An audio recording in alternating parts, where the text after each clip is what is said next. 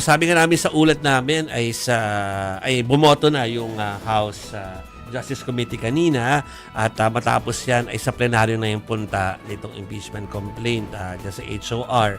Sa Lunes yan. May 11 po mga kapatid. So para pag-usapan pa natin yung mga ganap doon sa lower house ay makasama po natin ulit si Negros Oriental 3rd District Representative Congresswoman Janice Degamo. Welcome back po sa STL, Congresswoman. Good evening po. Hello Good evening po. Pong. Good evening po sa inyo and to all your listeners at sa mga nanonood po sa inyo. Magandang gabi po. Kung unahin ko na yung intro ko kanina na parang over the weekend kumakalat nga yung tipong magkakaroon doon ng palitan ng desisyon. Yung lahat ay gusto na matuloy yung impeachment meron daw mga aatras.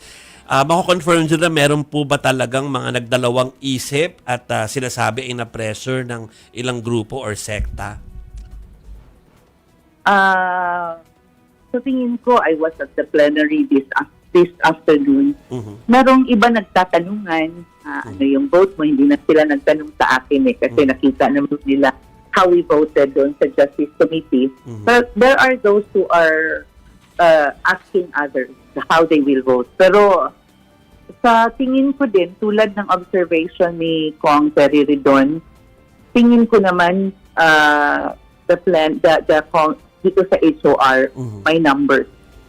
May numbers po because the team of VP failed to contest, failed to show their side of the story. Kaya wala kaming ibang napakikinggan kundi yung nagko-complain. Tinatawag din naman sila, wala namang makasagot for and on behalf of the VP. Kaya hindi po madaling mag-decide. Tama po yung sinabi ni Kong Luis Trona, yun din sanang itong proseso ng impeachment, pwede talaga sanang sa first level pa lang, kung nandoon yung side ng ating Vice Presidente, pwedeng mahati o kaya hindi unanimous yung magiging decision kanina. But all the same, dahil nga wala tayong narinig on the other side, ang napipresenta yung kabilang side lang po. Kaya it's not difficult to make a decision. Pero yung sinasabi po ninyo kanina, Kong si Maricel po ito, yung sinasabi po ninyo kanina na may nagtatanungan kung ano yung magiging boto, kumbaga simpleng tanungan lang ba yan? Or wala naman po kayong narinig na kumbaga meron talagang effort to convince some legislators to vote in favor or against? From among the legislators, hindi naman namin pressure talaga o nagko-convince talaga na wag. I think it's mostly on the yung mga nagre-react over the social media platforms, yung nananakot na they will cancel you if you will vote against. Yung mga ganun na mga usapin, mas doon yung makikita mo na talagang all out sila na minsan nga tinatakot nila yung kongresista nila. Okay. Na mag-ayos ka, kung hindi ka na last term mo na, hindi ka na iboboto. But from among members of Congress, wala naman kung ganun, very professional po yung ating mga kasamahan sa Kongreso. At meron talaga yung respeto sa isa't isa. Kami doon, hindi naman kami lahat the same party. We sometimes belong to different camps. Merong mga issues that nagkakaanuhan kami doon sa plenary o doon sa committee hearings. But pag nagkikita kami, nagpiperform lang po kami ng trabaho. Sa among members of the HOR, wala naman pong pressurean na nangyayari. As far as I am concerned, although I cannot speak for everybody, mas ang pressure comes from hindi ka na iboboto, yung mga nagre-react sa social media. So, gaano kalaki pong factor yun? Yun pong mga nakikita na mga negative comments, mga threats sa social media when it comes po dun sa decision-making ng mga legislators natin? Ma'am, depende po yan sa how a legislator view his or her position as a representative of the district or of a party list.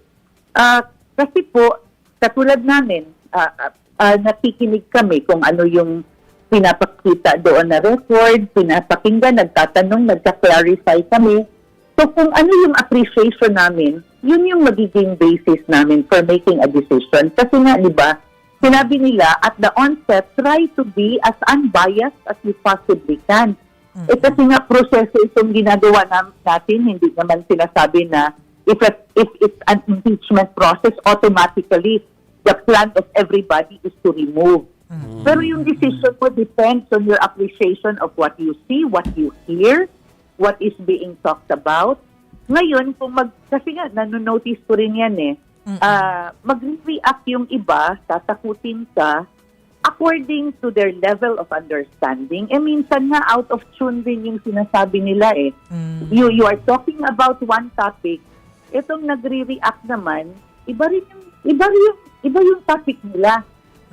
Kaya, pero kung magpapa-pressure ka doon at hahayaan mo na yung na-witness mo, yung nakita mo, yung pinaniwalaan mo, babaliwalain mo yan dahil natatakot ka sa kanila, dahil baka hindi ka na maboto sa susunod, that may persuade you from doing otherwise.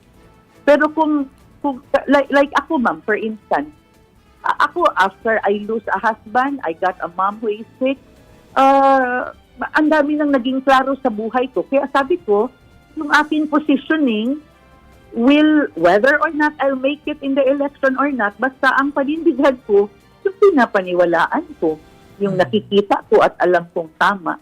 But, people react differently to different situations. Hindi naman natin pwedeng lahatin yan. Iba-iba yung experience natin sa buhay, kaya we cannot blame one from sometimes doubting or having questions o baguhin yung kanilang mga decisions. Good evening, Kong. Si Chicky Verhel po ito. Balikan ko lang kanina yung sinabi mo na yung wala kayong narinig from the other side. In fact, in-acknowledge naman po ito ni Attorney Mike Poa. Sabi niya, the camera panned to VP Sara's seat and wala siya doon lagi. Pero ang sabi niya, pupunta naman sila doon, paano sila makakapagsagot intelligently daw? Itong mga SALN po at yung mga iba pang mga iprinisenta doon sa hearing, hindi naman po sila binigyan ng kopya. Binigyan daw sila ng kopya after the hearing. So how do you expect daw na sumagot sila intelligently? Hindi, at the onset po, dapat pumunta sila. How will you know that the proceedings will be unintelligent if on the first place you weren't there?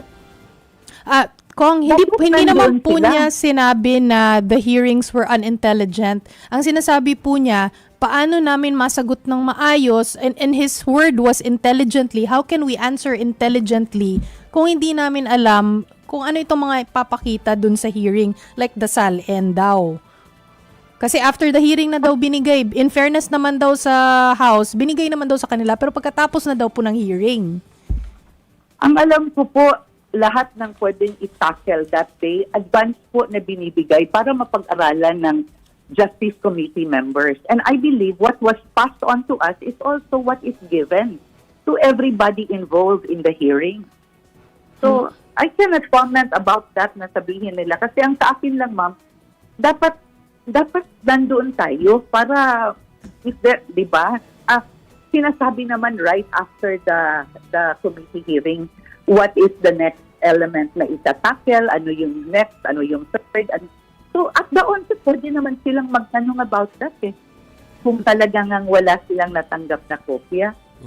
Basta ang alam ko lang, we are furnished with everything. Advanced po yung furnishing because they are expecting the Kongs to read and understand. Okay.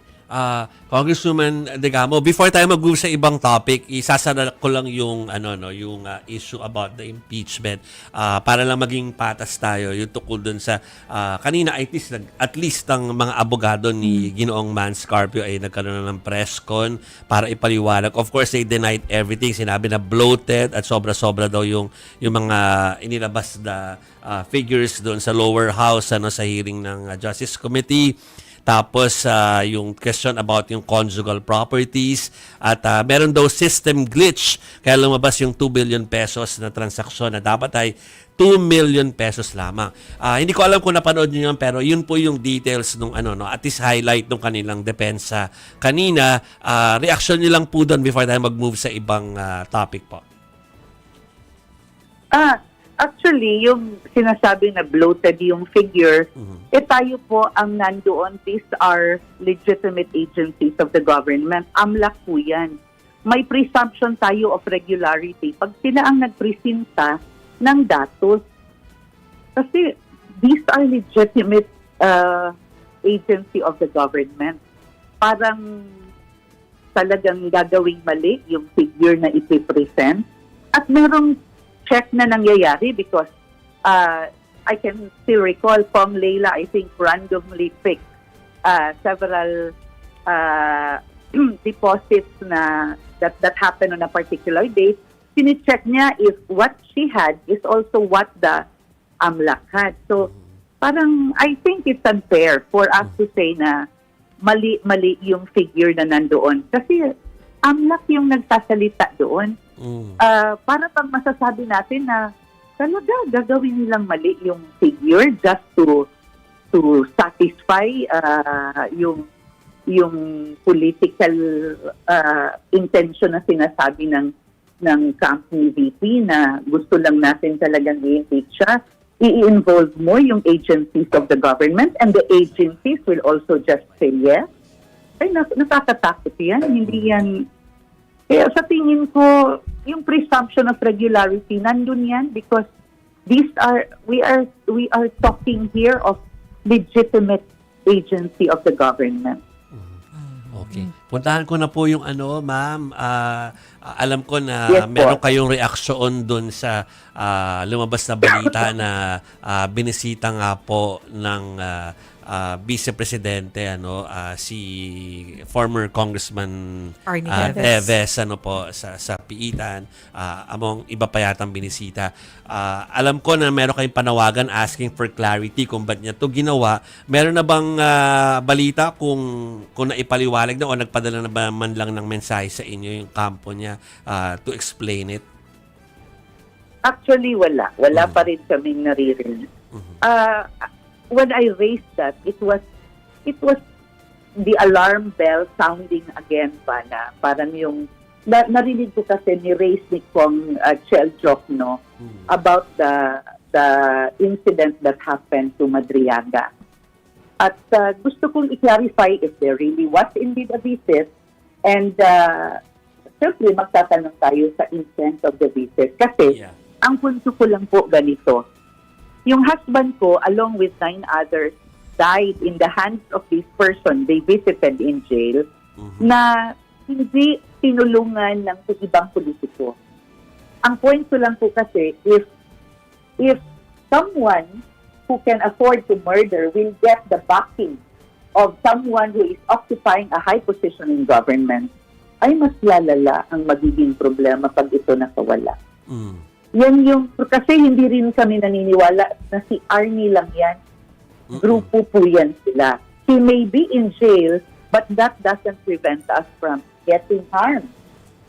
Because grupo po yan sila. Hindi naman ma-carry out ng isang tao lang yan yung mga salupuhan na ganyan. Kaya I have to raise that. Pero, ma'am, did you coordinate or did you ask directly the Office of the Vice President para po ma-explain ng maayos kung totoo ba yan? Bakit kayo bumisita? Actually, it was for a while been an issue na parang there was, I cannot recall exactly the date but there was a video clip na I think tinanong siya, is it true na you went to visit Arnie Teves in jail and Madriaga? Pero ang sagot lang niya, basta ako, ang alam ko, hindi ko kilala si Madriaga. There was no mention at all of whether or not there was indeed a visit. But ma'am, nung pumutok ang balitang yan, back, I think that was last year, may nagsabi talaga na reliable sa akin. Pero ang pagkakasabi pa nga, it was a bit late already in the evening, kasama yata si Topacio, na pumunta doon. Pero wala lang rin akong kasi alam ko naman Topacio is Arnie's lawyer. Topacio is also spokesperson of the PBB. Pero yun yung alarm bell nagsasound yun when Sel Jokno was also talking about the harm that was, according to him, sinabi ni Madriaga na baka yun ang gagamitin against him. Kaya I have to ask that question. Ano po yan? Mahirap ipaintindihan sa mga hindi na matayan. Yeah. Kaya if you are just a person from the outside looking in, you cannot understand why this is something very important to us. Okay. Sige. Ma'am, maraming salamat po for joining us this evening. Kahit medyo late na po yung ating show, sinamahan nyo pa rin po kami. Thank you so much, Good ma'am. night po. Sige po. Good night, ma'am. Thank you. Good night po.